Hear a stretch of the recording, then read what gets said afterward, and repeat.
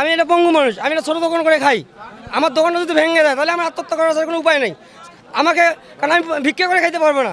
আমাদের কথা হচ্ছে যে সামনে একটা ঈদ, এই ঈদের আগে যদি দোকানপাটগুলো ভাঙচুর করে, একটা দোকান দিয়ে মানুষের একটা সংসার চলে।